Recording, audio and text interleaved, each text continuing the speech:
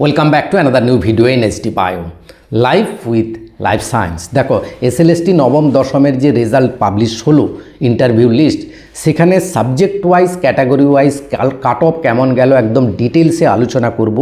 কতজন করে ফ্রেশাররা প্রত্যেকটা সাবজেক্টে ডাক পেল এবং সেখানে কতজন করে যোগ্য শিক্ষক রয়েছে, কতজন করে এক্সপিরিয়েন্সের নাম্বার পেয়ে গেছে এবং সেই লিস্ট থেকে কতজন বাদ যেতে পারে, যেটা আমাদের কাছে ভেরি ভেরি ইম্পর্ট্যান্ট। একাদশ দ্বাদশের ক্ষেত্রে হয়েছে, নবম দশমের ক্ষেত্রে সেরকম সংখ্যাটা কত হতে পারে, কারণ সেই লিস্ট তুমি যদি ভালো করে দেখো তোমার কাছে ক্লিয়ার হয়ে যাবে। এবং রেশিওতে সাবজেক্ট ওয়াইজ 1:1.6 রেশিওতে থেকে অনেক বেশি জনকে ডাকা হলো। কোন কোন সাবজেক্টকে, কোন কোন সাবজেক্টের ক্ষেত্রে বা ক্যাটাগরির ক্ষেত্রে সেকেন্ড লিস্ট বেরোতে পারে, কোন কোন ক্ষেত্রে একদম বেরোবার কোনো চান্স নেই। তোমাদের ভেরিফিকেশান নবম দশমের ক্ষেত্রে ভেরিফিকেশান কবে থেকে শুরু হচ্ছে এবং প্যানেল কবে নাগাদ হবে সেই বিষয়ে এসএসসি একটি সূত্র জানিয়ে দিল। এবং একাদশ দ্বাদশের যে প্যানেল তৈরি হওয়ার প্রসেসটা পিছিয়ে যাচ্ছে সেই দিয়ে কিন্তু সুপ্রিম কোর্টে আবেদন হয়েছে এবং সেখানে নবম দশমের ব্যাপারটাও থাকবে নিশ্চয়ই, এবং কারা বাদ যেতে পারে সে বিষয়ে আলোচনা করব ডিটেলসে। তাই ভিডিওটা শেষ পর্যন্ত দেখো, ভালো লাগলে লাইক করে বন্ধুদের শেয়ার করে দিও, চ্যানেলে নতুন হলে চ্যানেলটা সাবস্ক্রাইব করে নিও। দেখো তোমরা যদি এই যে লিস্টটা দেওয়া আছে এই লিস্টটা ভালো করে দেখো, এখানে কিন্তু কাট অফ পেয়ে যাবে, মেল ফিমেল এবং ফিমেল সমস্ত ক্যাটাগরি ওয়াইজ কাট অফ দেওয়া আছে।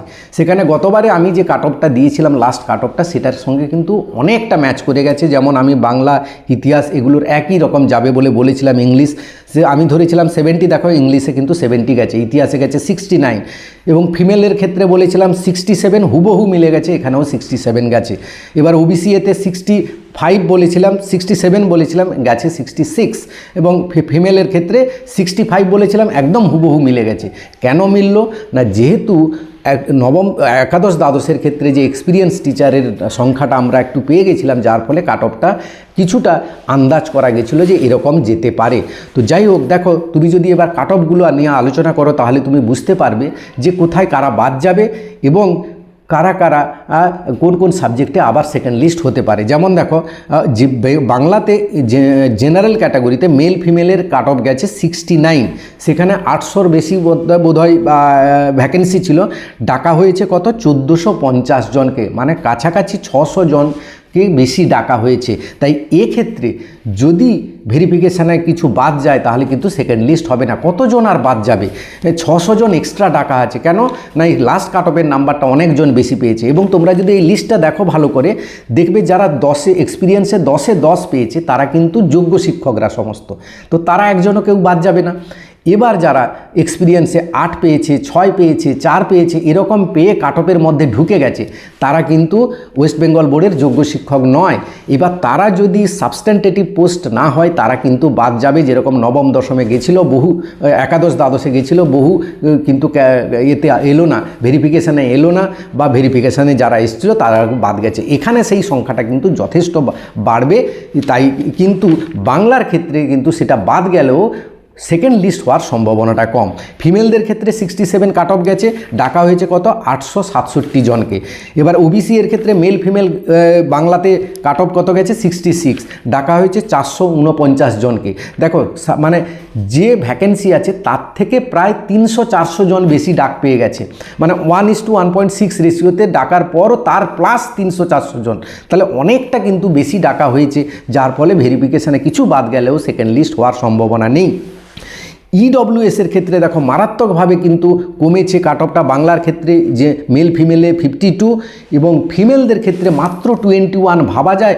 দেখো যারা ইডব্লিউএসে কম্পিটিশানটা খুব ইজি হয়ে গেছে, কেন বলো তো, বহু ইডব্লিউএস সার্টিফিকেট প্রডিউস করতে পারেনি টাইমে, এবং এর মধ্যেও আরও ইডব্লিউএস সার্টিফিকেট হয়তো বাদ যাবে, যেগুলো 21-এ মানে লাস্ট ডেট অফ অ্যাপ্লিকেশান ছিল, তারপরে ইডব্লিউএস করে এখানেও বসে আছে, এরাও কিন্তু বাদ যাবে। তাই এই কাট অফটা কিন্তু নামবে।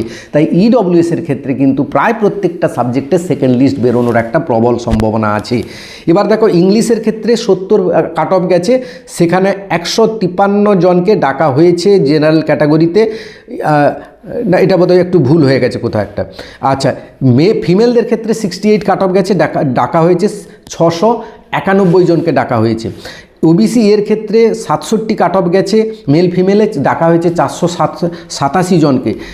ফিমেলদের ক্ষেত্রে 66 কাট অফ গেছে, ডাকা হয়েছে 154 জনকে, এটা ওবিসি এর ক্ষেত্রে বললাম। সেখানে ইডব্লিউএসে দেখো মাত্র 30 গেছে কাট অফ, 30 মাত্র গেছে। সবচেয়ে অবাক কথা দেখবে লাইফ সায়েন্সে মেল ফিমেলে 26 কাট অফ গেছে, হ্যাঁ। আবার দেখো ফিজিক্যাল সায়েন্সে 27 কাট অফ গেছে। যে এত দূর নেমে এসে তারা কিন্তু চান্স পেয়ে গেছে।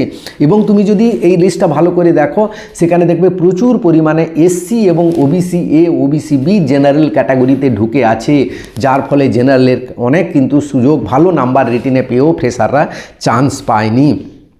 এবং বাংলাতে তুমি যদি দেখো হিসেবটা যে কতজন ফ্রেশার চান্স পেলো, দেখবে এই যে ডাকা হয়েছে কতজনকে বললাম, 1450 জনকে ডাকা হয়েছে।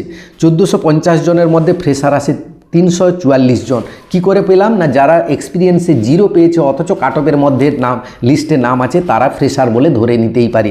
তো এরকম সংখ্যাটা কিন্তু প্রত্যেকটা সাবজেক্টে 200, 250, 300, 400 করে রয়েছে প্রায় ফ্রেশাররা। তাই ফ্রেশাররা কিন্তু এবারে যে একটু বেশি সুযোগ পাবে বলেছিলাম যেটা, সেটা কিন্তু লাগলো। কিন্তু এই যে অনেক ফ্রেশার কিন্তু ভালো নাম্বার পেয়েও চান্স পেল না, এটা কিন্তু খুব দুঃখজনক ব্যাপার হয়ে থাকলো আমাদের কাছে। তো এবার দেখো এই যে সেকেন্ড লিস্ট কাদের সম্ভাবনা রয়েছে, যেটা বললাম ইডব্লিউএসের ক্ষেত্রে সেকেন্ড লিস্ট বেরোনোর সম্ভাবনা রয়েছে, প্রত্যেকটা সাবজেক্টেই বেরোতে পারে। আর এসটির ক্ষেত্রে সেকেন্ড লিস্ট কিছু বেরোতে পারে, বাকিদের ক্ষেত্রে সেকেন্ড লিস্ট বেরোনোর সম্ভাবনা খুবই কম। যদি বেরোয় তাহলে সেটা আমাদের ভাগ্য ভালো বলতে হয়, কারণ যতজন সিট রয়েছে, যতজনকে ডাকা হয়েছে, মানে 100টা সিটে 160 জনের ক্ষেত্রে সেখানে 100টা সিটে ডাকা হয়েছে 250 জন মতো ডাকা হয়েছে। যে কেন না, এই কাট অফের মধ্যে নাম্বারটা সমান হয়ে গেছে, যার ফলে তাদের ডাকতে বাধ্য হয়েছে। তাই সেকেন্ড লিস্ট বেরোনোর সম্ভাবনাটা কম। এবার তোমাদের ভেরিফিকেশান কবে থেকে শুরু হবে? ভেরিফিকেশান তোমাদের শুরু হবে ডিসেম্বরের শেষ সপ্তাহে বলে এসএসসি সূত্রে জানিয়ে দিয়েছে, যেরকম খবরে প্রকাশ হয়েছে। ডিসেম্বরের শেষ সপ্তাহে ভেরিফিকেশান, শেষ সপ্তাহ থেকে শুরু হলে জানুয়ারির ফার্স্ট উইকে ভেরিফিকেশান শেষ হবে। অর্থাৎ জানুয়ারির ফার্স্ট উইক থেকে তোমাদের লাস্টের দিক থেকে, ফার্স্ট উইকের লাস্ট এন্ডের দিকে শুক্রবার বৃহস্পতিবার নাগাদ থেকে হয়তো ইন্টারভিউ তোমাদের শুরু হয়ে যাবে জানুয়ারি মাসে। এবং তোমাদের প্যানেল তৈরি হতে কিন্তু আরও বেশি সময় লাগবে, কারণ এত অনেক সংখ্যাটা বেশি, ইন্টারভিউ প্রক্রিয়াটা কিন্তু দেরি হবে। এবং এসএসসি আরও জানাচ্ছে যে এই নবম দশমের ইন্টারভিউ দুভাবে হতে পারে, এক তো জোন ওয়াইজও হবে, তার সাথে সাথে কলকাতাতেও কিছু কিছু সাবজেক্টের ইন্টারভিউ প্রক্রিয়া সাইমেলটেনিয়াসলি, অর্থাৎ একসাথে চলবে দুটো প্রক্রিয়া, যাতে তাড়াতাড়ি দ্রুত করা হয়। এদিকে এসএসসি সুপ্রিম কোর্টে একটি আবেদন জানিয়েছে যে একাদশ দ্বাদশের রেজাল্টটা তারা একটু দেরি করবে, 15 দিন মতো সময় চাইবে, অর্থাৎ ডিসেম্বরে হবে না, জানুয়ারির 15 তারিখ নাগাদ কিন্তু হবে। আবার একটি সূত্রে জানানো হচ্ছে যে এর একাদশ দ্বাদশের প্যানেল তৈরি হওয়ার পর নবম দশমের ইন্টারভিউ শুরু হবে, অর্থাৎ ইন্টারভিউটা জানুয়ারির 15 তারিখ নাগাদও শুরু হতে পারে বলে এরকম খবর পাওয়া যাচ্ছে।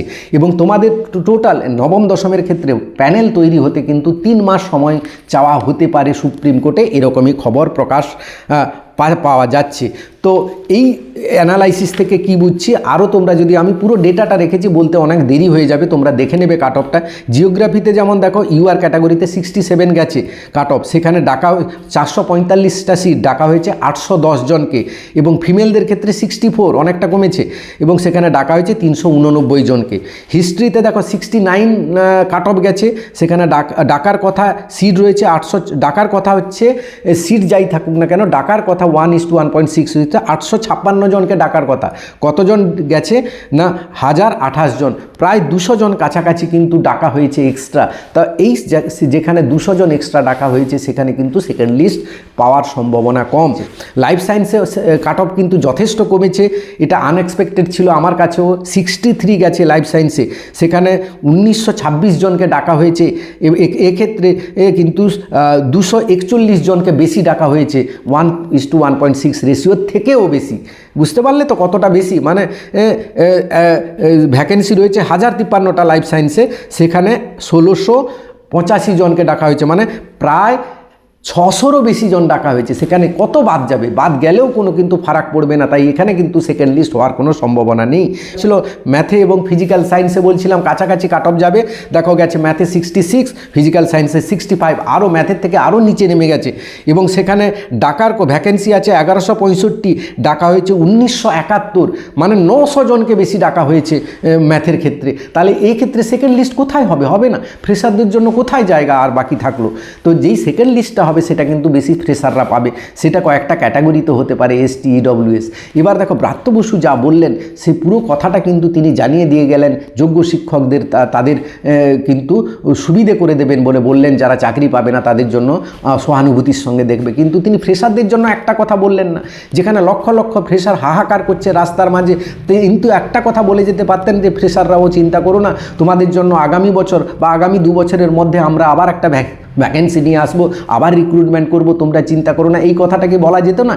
একে আমি তীব্র নিন্দা জানাচ্ছি যে ফ্রেশারদের জন্য ব্রাত্যবাবু কিছু বললেন না। তো যাই হোক, এই ছিল পুরো ডিটেলসে বলতে গেলে আরও আমার কাছে প্রচুর তথ্য রয়েছে, ডিটেলসে বলতে গেলে অনেক ভিডিওটা দেরি হয়ে যাবে। এই ছিল আজকের ভিডিওটা ভালো লাগলে সবাইকে শেয়ার করে দিও। Thank you for watching.